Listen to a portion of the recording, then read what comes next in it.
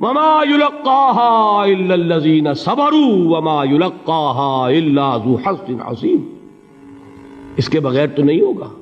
تھوڑ دلے لوگ، کم ہمت لوگ، عزیمت نہ رکھتے ہوں، حوصلہ نہ رکھتے ہوں، برداشت نہ رکھتے ہوں، تحمل نہ کر سکیں، لالچ سے ڈگمگا جائیں. دیکھیے یہ بھی میں نے چونکہ بات کہی تھی، سن لیجئے سیرت سے. حضور صلی اللہ علیہ وسلم کے بارے میں جب مکے کے سرداروں کو یہ یقین ہو گیا کہ تشدد ہمارا فیل ہو گیا ہے، نہ محمد بدل ہوئے نہ ان کے ساتھی صلی اللہ علیہ وسلم ورضی اللہ تعالی عنہم اجمعین، تو انہوں نے دوسرا پاسا پھینکا. پہلا پاسا کیا تھا؟ استہزاء، تمسخر، مذاق، ڈیمورلائز کرو، نروس بریک ڈاؤن کرو، ان کا بیٹھ جائیں یہ پتاشے کی طرح. معلوم ہوا نہیں یہ تو کھڑے رہے. تو دوسرا وار مارو، ستاؤ، تکلیفیں دو، بھوکا مارو، دہکتے ہوئے انگاروں پر لٹاؤ، ان کو ہلاک کرو. معلوم ہوا یہ حربہ بھی ناکام ہو گیا. ایک آدمی واپس نہیں پھرا.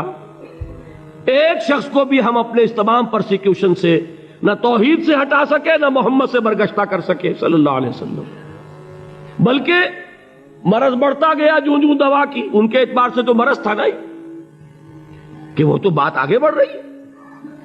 ہم نے جتنا دبایا، وہ جو کہا ہے کہ اتنا ہی یہ ابھرے گا جتنا کہ دبا دیں گے، تو ہمارا دباؤ جو ہے وہ ناکام ہو گیا. تو تیسرا بار آیا تھا.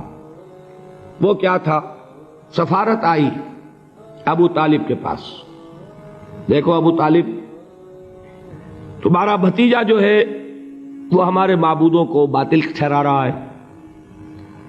ہم تنگ آ چکے ہیں. اگر تو اسے بادشاہت چاہیے، اگرچہ ہم کسی بادشاہت کے عادی نہیں ہیں، لیکن ہم اسے اپنا بادشاہ بھی مان لیں گے. اگر اسے دولت چاہیے، وہ اشارہ کرے، ہم سیم و زر کے انبار اس کے قدموں میں لگا دیں گے.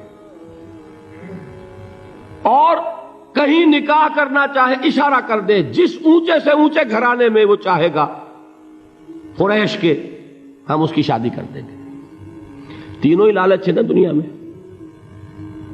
ویسے تو زر، زن، زمین، آپ کے ہاں یہ تین زے مشہور ہیں. زر، زن، زمین. زمین کو اقتدار سمجھ لیجئے، قوت سمجھ لیجئے، دبدبا سمجھ لیجئے. زن، زر اور حکومت، تینوں پیشکشیں انہوں نے کی. دیکھیے یہ ہوتے ہیں مرحلے تحریکوں کے لیے بہت ہی نازک. نبی کے لیے تو خیر کوئی امکان نہیں تھا. غیر نبی ہو تو سوچے گا نا، یہ بادشاہ بنا رہے ہیں، بادشاہ بنو، اس وقت تھوڑا سا کمپرومائز کر لو، پھر ہاتھ میں قوت آ جائے گی تو پھر سب ٹھیک کر لیں گے. اگرچہ کبھی ٹھیک نہیں ہوتا. وہ ٹھیک ہوتا ہے اسی پروسیس سے جو محمد الرسول اللہ نے اختیار کیا. یہ تمام ٹیمپٹیشنز ہوتی ہیں، راستے سے بھٹکانے کی کوشش، کہ دباؤ سے نہیں مانے تو یہ لالچ جو ہے یہ انہیں ہٹائے. کیا جواب تھا حضور کا صلی اللہ علیہ وسلم؟ چچا نے جب بات کی ہے، انہیں براہ راست تو حضور سے بات کرنے کی ضرورت نہیں ہوئی تھی، ابو طالب کے واسطے سے بات کی ہے. چچا نے جب بات کی ہے آ کر، حضور نے فرمایا چچا جان اگر وہ میرے داہنے ہاتھ میں سورج اور بائیں میں چاند رکھ دے تب بھی میں یہ کام نہیں چھوڑ سکتا. تو عزیمت میں نے کہا تھا صبر کیا ہے؟ اپنے طے کردہ راستے پر بڑھتے چلے جانا، نہ کسی ٹیمپٹیشن سے، نہ کسی پریشر سے، نہ کسی تکلیف سے، نہ کسی ایذا سے، نہ کسی استہزاء سے، کسی سے بھی متاثر ہوئے بغیر اپنی منزل کی طرف پیش قدمی کیے چلے جانا. یہ ہے صبر. یہ صبر کی آخری منزل ہے.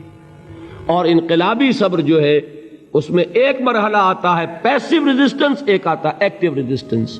ایک میں صبر محض ہے، جھیلو، برداشت کرو، کوئی ریٹیلیشن نہیں. اور ایک وہ آتا ہے کہ اب آگے بڑھو. بڑا پیارا مصرع ہے، آگے بڑھو یا وقت کی رفتار روک دو. وہ آگے بڑھ کر پھر نظام باطل کو چیلنج کیا جاتا ہے اور پھر جنگ ہے. ان اللہ یحب الذین یقاتلون فی سبیلہ صفا کانہم بنیان مرصوص. ان اللہ اشتری من المؤمنین انفسہم واموالہم بان لہم الجنہ یقاتلون فی سبیل اللہ فیقتلون ویقتلون وعدا علیہ حقا فی التوراۃ والانجیل والقرآن ومن اوفی بعہدہ من اللہ فاستبشروا ببیعکم الذی بایعتم بہ وذالک هو الفوز العظیم۔ اللہ نے اہل ایمان سے ان کے جانیں اور ان کے مال خرید لیے ہیں جنت کے عوض۔ نتیجہ کیا ہے؟ وہ جنگ کرتے ہیں اللہ کی راہ میں، قتل کرتے بھی ہیں، قتل ہوتے بھی ہیں۔ بدر میں 70 کو قتل کیا، مسلمان شہید ہوئے 13، 14ویں وہ تھے جو زخمی ہو گئے تھے، واپسی پر مدینے کے راستے میں ان کا بھی انتقال ہوا، 14 مسلمان ادھر 70، اور احد میں 70 صحابہ شہید ادھر 23۔ تلک الایام نداولھا بین الناس، یہ دن ہے جن کو ہم الٹ پھیر کرتے رہتے ہیں لوگوں کے مابین، لیکن یہ کہ بد دل نہیں ہوئے، قافلہ بڑھتا رہا۔ اور غزوہ احزاب میں وہ شعر میں کل سنا چکا ہوں محمد کے جانثاروں کا، نحن الذین بایعوا محمدا علی الجہاد ما بقینا ابدا، ہم وہ ہیں جنہوں نے محمد سے بیعت کی ہے جہاد کی صلی اللہ علیہ وسلم۔ اب یہ جہاد، یہ قتال، یہ جنگ، یہ سرفروشی، یہ جاں فشانی جاری رہے گی جب تک جان میں جان ہے، یا تخت یا تختہ، یا اللہ کا دین غالب ہوگا اور یا ہم اپنی جانیں اسی کام میں اللہ کے حوالے کریں۔